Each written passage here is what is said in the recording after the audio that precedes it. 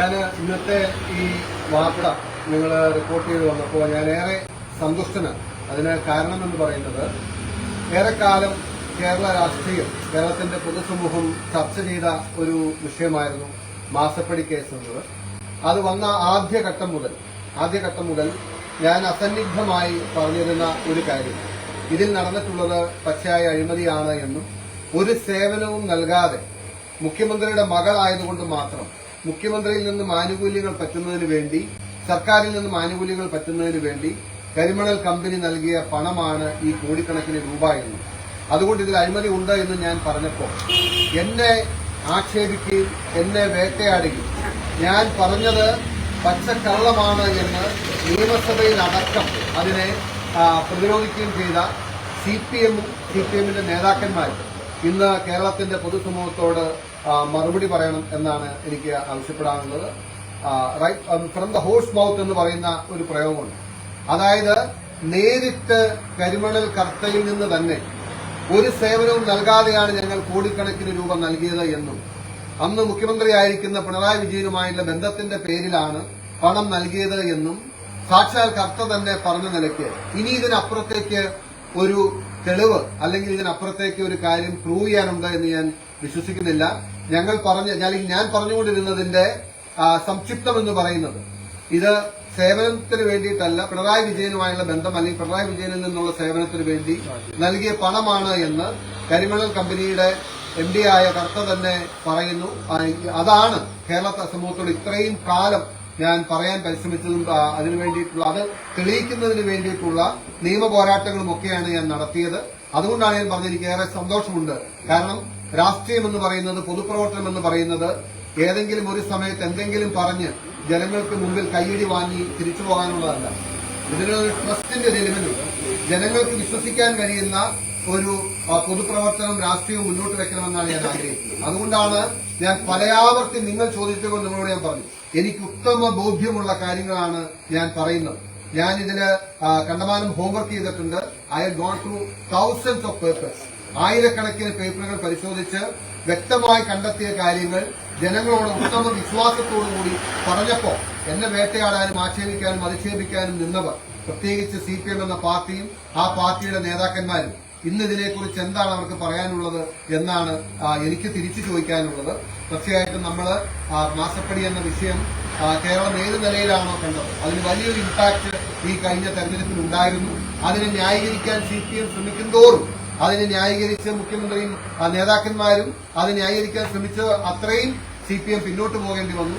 ഈ കഴിഞ്ഞ തെരഞ്ഞെടുപ്പിൽ CPM-ന് ലഭിച്ച വലിയ തിരിച്ചടികളിലൊന്നും, ഇത്രയും വലിയ തിരിച്ചടി ഉണ്ടാകാനുള്ള ഒരു കാരണം അതാണ്. അതുകൊണ്ട് ഞാൻ സന്തുഷ്ടനാണ്. ഞാൻ നടത്തിയ പോരാട്ടങ്ങൾ, ഞാൻ നടത്തിയ നിയമ പോരാട്ടങ്ങളെല്ലാം ഇത് തെളിയിക്കുന്നതിന് വേണ്ടിയിട്ടായിരുന്നു. മൾട്ടിപ്പിൾ ഏജൻസീസ് നടത്തിയ പരിശോധനയും അന്വേഷണവും, ആദ്യം ഇൻകം ടാക്സ് ഡിപ്പാർട്ട്മെന്റ് നടത്തിയ പരിശോധനയിൽ ഇതേ കാര്യം കണ്ടെത്തി. അതിനുശേഷം ED-യുടെ സമാനമായിട്ടുള്ള റിപ്പോർട്ടുകൾ നമ്മൾ കണ്ടു.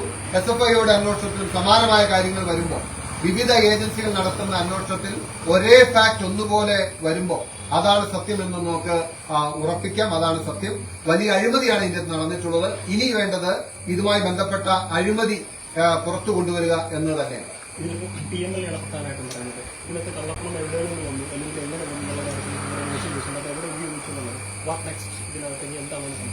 അല്ല, ഞാൻ ഈ കാര്യത്തിൽ കൺസിസ്റ്റന്റായി ഞാൻ പറഞ്ഞിരുന്ന ഒരു നിലപാടുണ്ട്.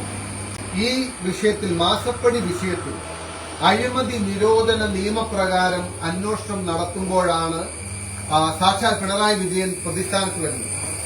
ഇപ്പോൾ നടത്തിയിട്ടുള്ള അന്വേഷണം കമ്പനി ലോ ബോർഡിന്റെ കീഴിൽ അല്ലെങ്കിൽ കമ്പനി നിയമപ്രകാരമുള്ള അന്വേഷണമാണ്, PMLA നിയമപ്രകാരമുള്ള അന്വേഷണമാണ്, IT നിയമപ്രകാരമുള്ള അന്വേഷണമാണ്. ഇൻകം ടാക്സ് എന്ന് പറയുന്നത്, ഇൻകം ടാക്സ് അടയ്ക്കാൻ ബാധ്യതയുണ്ടായിരുന്ന വീണയും എക്സാലോജിക്കും ഇൻകം ടാക്സിൽ വെട്ടിപ്പ് നടത്തി എന്നുള്ളതാണ്. പണം കൈപ്പറ്റിയ വീണയും എക്സാലോജിക്കും കള്ളപ്പണം. അതിനുശേഷം ഇപ്പോൾ ED, എൻഫോഴ്സ്മെന്റ് ഡയറക്ടറേറ്റ് അന്വേഷിക്കുന്നതും കള്ളപ്പണവുമായി ബന്ധപ്പെട്ടാണ്. കമ്പനി ലോയുടെ വയലേഷൻസ് ആണ് SFI അന്വേഷിക്കുന്നത്. പക്ഷേ ഇതിൽ യഥാർത്ഥ അന്വേഷണം നടക്കേണ്ടത് അഴിമതി നിരോധന നിയമപ്രകാരമുള്ള അന്വേഷണമാണ്.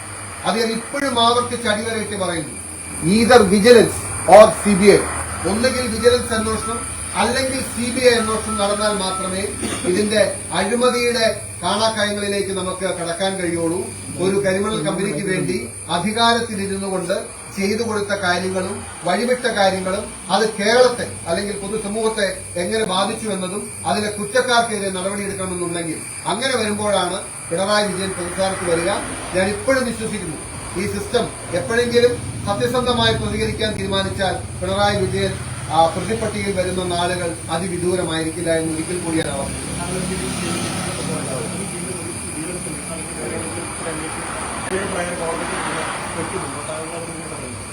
ഞാൻ ഈ കേസുമായി ബന്ധപ്പെട്ട് ഈ വിഷയത്തിൽ ഒരു അഭിഭാഷകൻ കൂടിയായ ഒരു നിയമ വിദ്യാർത്ഥിയായ ഞാൻ എന്നാൽ കഴിയുന്നത് പോലെ ഒരു ജനപ്രതിനിധി എന്ന നിലയിൽ, ഒരു പൊതുപ്രവർത്തകൻ എന്ന നിലയിൽ, ഒരു നിയമ വിദ്യാർത്ഥി എന്ന നിലയിൽ ഇതിൽ എന്നാൽ കഴിയുന്നത് പോലെ ആത്മാർത്ഥവും സത്യസന്ധവും സുതാര്യവുമായ ഒരു പോരാട്ടം, നിയമ പോരാട്ടം അടക്കം നടത്തിയ വ്യക്തിയാണ്.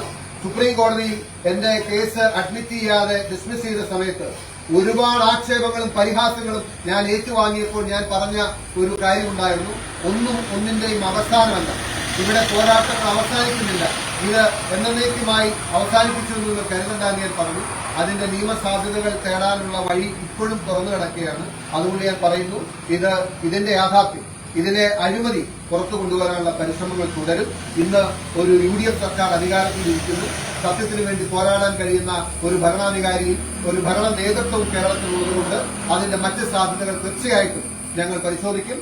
ജനങ്ങളോട് പറഞ്ഞ വാക്ക്, ഇതിനെതിരായിട്ടുള്ള പോരാട്ടം സത്യസന്ധമായി വെള്ളം ചേർക്കാതെ കലർപ്പില്ലാതെ മുന്നോട്ട് കൊണ്ടുപോകുമെന്ന് ഒരിക്കൽ കൂടി ഞാൻ ജനങ്ങളോട് പറയുക. അതിന്റെ സമയമാവുന്നുണ്ട്. ഞാൻ പറയുന്നത് ഇതിന്റെ കൂടുതൽ കാര്യങ്ങൾ പുറത്തു വന്നത്, അതിൽ ഇനിയും കൂടുതൽ കാര്യങ്ങൾ പുറത്തു വരും. അതിന്റെ എവിഡൻസ് എല്ലാം ഗ്യാദർ ചെയ്തതിനു ശേഷം അത് നന്നായി അസസ് ചെയ്ത് അനലൈസ് ചെയ്ത് ഇതുമായി മുന്നോട്ട് പോകുമെന്ന് ഈ ഘട്ടത്തിൽ ഞാൻ പറയും.